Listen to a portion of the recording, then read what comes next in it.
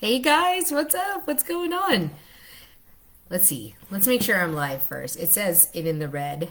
I hope you are well. Okay, yeah, I'm here. Hey guys, I hope you're doing well. I hope our up level community is doing really well. Lifers, otherwise known as lifers. Um, oh no, I wish I could turn this off. I will figure it out. Hopefully, it'll just stop for a second. Okay, so I want to do a really quick live on interesting distinction. So, as we're talking about, let me know if you're watching live, hashtag me live.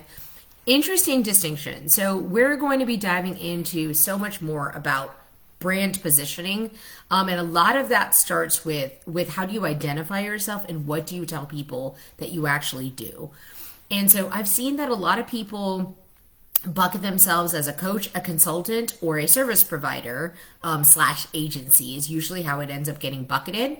And what I actually experience as someone who has a multi-tier hybrid offer is the fact that you can be multiple things depending on what your actual offering is.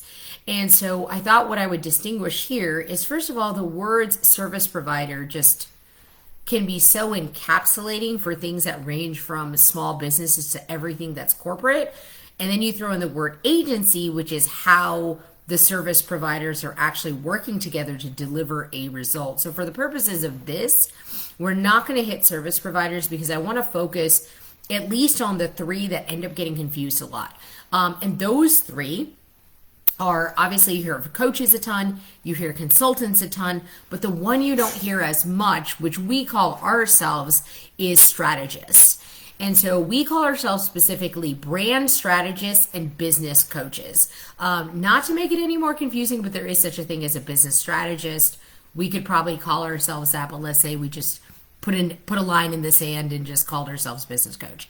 Hey Isaiah, what's up? Oh, great to see you, man. Hey, I'm so proud of your success. I love your story and how you're winning out there. I think you'll like this distinction, Isaiah, especially because it's in copy. It's so nuanced, the difference between these things. And when you're trying to stand out online, which is my hope for you, my dream for you, is that you're really clear on who you are and you're leading with what your brand differentiators are. So let's get into the most obvious one. So we're talking about is what is a coach, what's a consultant versus what is a strategist. So these three are all within that like coaching slash done with you part of the services, and they get kind of thrown and sloshed around a little bit.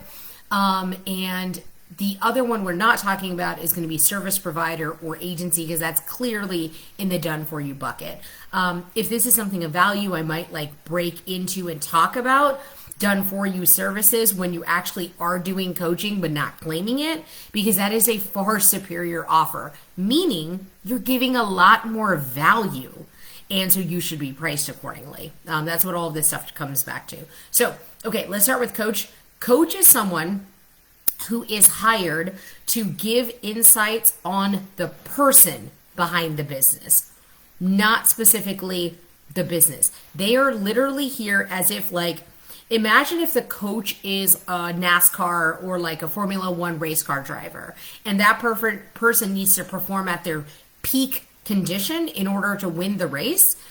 That is what they focus on. They don't focus on the car. They don't focus on the strategy of exactly how this person should outmaneuver the other people who are running the race. They literally keep their eye focused on the guy or gal who's driving the car. What their role is that they know if they can plug into and change the belief systems, eradicate any limiting beliefs, get rid of any of the blocks that get in our way, whether it's self-doubt or angst or imposter syndrome or not having quite that level of confidence, that coach is there literally to reshape and remold the person into the better version of who they are. That's 100% what a coach does. And so literally, if you looked at it in another way, a coach focuses on a person, and now let's move to consultant. A consultant focuses on the problem. Coach, person, consultant, problem. So consultant you specifically hire will actually do some of the work for you. That's one sign. Your coach will not be doing any of the work for you. They are here for discussion sessions. They are here to motivate you mindset wise, give recommendations on reading and podcasts, point out your patterns, and then have the ability to lead you positively through the change that you can't seem to find within yourself, right? Like you can read all of these self-help books and be like, oh, cool, or personal development books or business books, and you can get something from it. But suddenly when a coach comes in, clicks in and goes, I need you to read Who Not How and turn to page, okay, the passage is 283 on my phone, like go to chapter 4. You need to read this passage. This is exactly where you're stuck. And then explains to you, they help find you and personalize that book or the meaning or the lesson in that and put you squarely right there so you can now understand and see from a different perspective where you might be getting stuck. Coaches are amazing. That is what they do. I'm not dogging at all that they don't do the work, but that's truly what it is. They don't do the work. They empower you to be able to do the work because most of it involves just you getting unstuck, getting out of your own way so that you can progress forward. A consultant is somebody who has like very specific expertise, somebody who is a subject matter expert. So you might, for example, hire a lawyer. If you're an online business, you might hire a lawyer to specifically draft up NDA agreements for you. You might hire a bookkeeper who is bomb at taking your expenses and getting them organized so that you look really clean and you obviously have the most amount of tax deductions that you can have. So somebody who has specialized knowledge, who then is coming in and might be doing either the whole task or part of a task, but they're in here and they need to be pointed to like, what room do you need worked on in your business? And then they're going to go to work. Almost like when you hire a plumber. And I know I'm kind of confusing this with service providers, so I'll try to make some distinctions. With a consultant specifically, they're not doing as much of like, it isn't like it's 95% like grunt work of like getting there and like getting hands on and getting their hands dirty. I would say it's about like 50-50. 50% of it is that they've already had the requisite experience in their professional life that allows them to do the thing that you need them to do at like a fast pace. So these consultants tend to be very, very like in the quadrant. They tend to be very expensive. Their hourly rates like at least $1,000. 500 if they're low and they don't know what to charge. Upward of 1,000, they tend to charge either hourly or on a project basis, but they're a really specialized piece of knowledge. That person comes in the door, they're not here to look at like the overall landscape of your business from a 30,000 foot view. You know what I'm saying? They're not here to understand that. They're here literally to say, okay, cool. I understand that you needed me to work on this one room, like when a plumber comes into your house and they say, all right, which sink is backed up? And then you go, oh, it's on the second floor, like it's in the kids' room. And they're like, okay, cool. They don't then go to every sink after and then just evaluate to make sure it's okay, unless there was an effect of some of the other sinks or plumbing on the sink you sent them to. That is what a consultant does.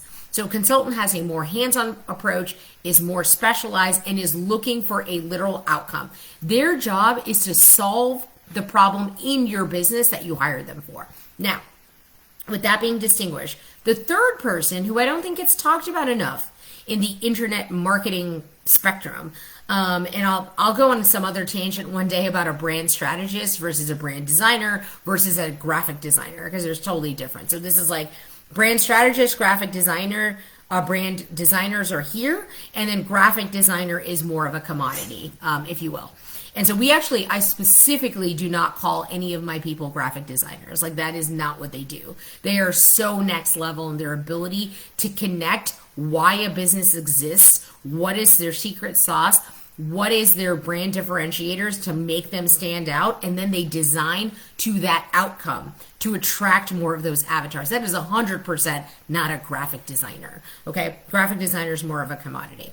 Okay, so strategist. A strategist, which is an interesting distinction. It's not a coach and it's not a consultant. What a strategist does is look at your business from the 30,000 point of view, foot point of view, and they are literally there to start to assemble and look for where are the problems occurring, what is the connection between these various problems? What is the trigger from A to B to B to C to D to E? They help you understand at a really solid what, how, and why level. Why are you stuck in your business? So strategists are able to come in and underpin literally a strategy, which is basically a game plan, if you want to think of it that way. It's a how-to game plan of how to take you from point A, where you are currently and why you are here, to then point B, where you want to go in the future, what your goals, targets, aspirations are. They're able to create a roadmap from A to B. So that's a completely different job because that person can see across multiple silos. So for example, whether you have an ops problem, whether you have a marketing problem, whether you have a sales problem, whether you have a fulfillment problem, you have a consistency problem, mindset problem, or literally your offer is not presented in a manner which is valuable enough. So there's all these different things that could be going wrong. Oh, one of my favorite inter-departments, I just made that up by the way, is conversions, is somebody getting attracted by marketing but literally not converting to being on a call. That's a conversions. It's like, if this is a marketing department and this is sales, it's like the bridge that connects the two. And is honestly, the most people I see are broken right in that bridge. They're like doing the marketing, they're doing the consistencies, they're doing organic, they're showing up, but something's off with their positioning, or brand messaging that's not creating a solid bridge to get someone from being interested to then being like committed to being like, I want to get on a call and I want to learn more. That's the biggest jump to learn right there. So that's what a strategist does. They're really important at phases when you're trying to up level. So let's say you are been kind of hanging out at a level for a while, or you can't steady your floor and you're just up and down and all around. And, some of the ebbs and flows are normal, but if you can't find a upward trajectory, even if it's up and down, it still needs to be going up. And what I'm talking about is top line revenue. Sometimes bottom line profitability is super important, but it takes so much more analyzing a specific person's situation to understand that. Because as you're scaling your business, during that time, your profitability looks great. Then you suddenly stabilize because you've hired enough people on, you've gotten the systems in place, you've hired the agencies you need in order to support your new volume of people, and then boom, profitability crashes. So that's a little bit of a harder number to look at. Anyways, I digress. I hope that's helpful.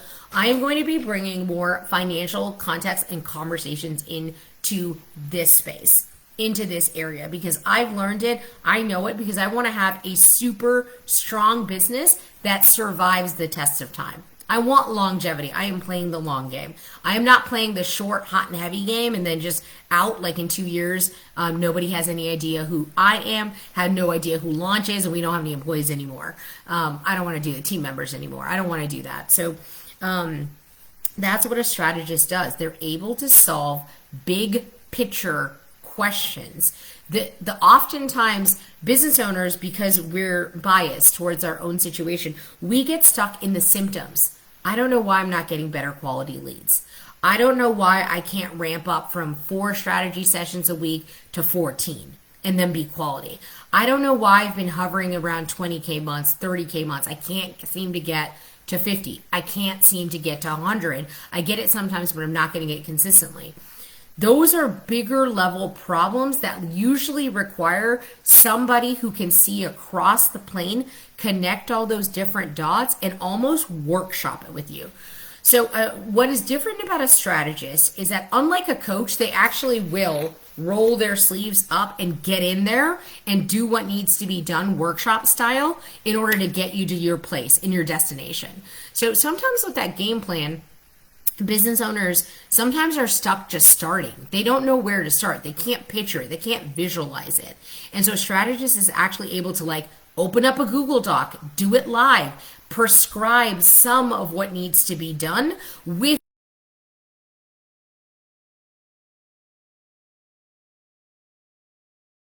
is what a strategist is. And so another way I would put it, and this is just a meism, is I think a strategist is somewhat a hybrid between a consultant and a coach. And this is because They're going to hold you accountable to getting to where you need to get to, but they're going to help you in a way a consultant does. But they're also going to look broad across all the fields like a coach would, unlike a consultant. But they're also willing to kind of get their hands dirty and make sure that you have a solid deliverable, even if it's a game plan for you to execute on, rather than a consultant that would create a game plan and then actually go and execute it. So anyways, I hope this was helpful in distinction so you know better how to brand yourself. And as you're looking at defining your offers, refining your offers, and looking to attract your ideal avatars, you're understanding how you describe yourself. Are you actually the right coach or the consultant or a strategist? Are you a hybrid? Do you do service providing too? And are you stating that clearly on your calls so when you do present the offer, the person knows the immense value that you're bringing to the table? So I just wanted to drop that in here. For example, at this point, launch is a little bit of everything, but I would say our two focuses are strategist and coach, although sometimes we get a little bit into consulting. We do get a little bit into consulting. We know how to do amazing taglines. We know how to rename brands that have been around for a while where the owner just feels kind of like this like upset, this misalignment. They know their name doesn't really connote who they are today. They've outgrown it. We will rename a brand. We will rename a program. That's what's been happening recently, is the programs are not named in a way that represents what the program is. That's catchy and attractive and memorable and exciting, where people want to actually inquire what you do. They're like the lamest, boringest names, or they're super long, where like the program name sounds like an explanation of what the program is. So there's like a fine art to what all of this is, which is why it's really hard to do. So in those like tinier respects, we end up being a consultant, just like we do with our pricing refinements with offer. That is 100%. That is not a coach. You're not going to get a coach who comes in here and exactly explains why something should be priced the way it's priced. That is 100% a pricing consultant. And we're able to like dial in offers. We don't create offers. That is not our jam. But we can dial in an offer and create the perfect pricing structure so every single one of our clients comes out afterward and literally sells it usually within 24 hours. It's ridiculous because they are so empowered and excited, it makes it easy to sell it. So big fan of the no sale. Hope this was helpful. If you watch this later, do me a favor, hashtag me a replay, and let me know one single thing that you took away from this. All right? Talk to you guys later. Bye.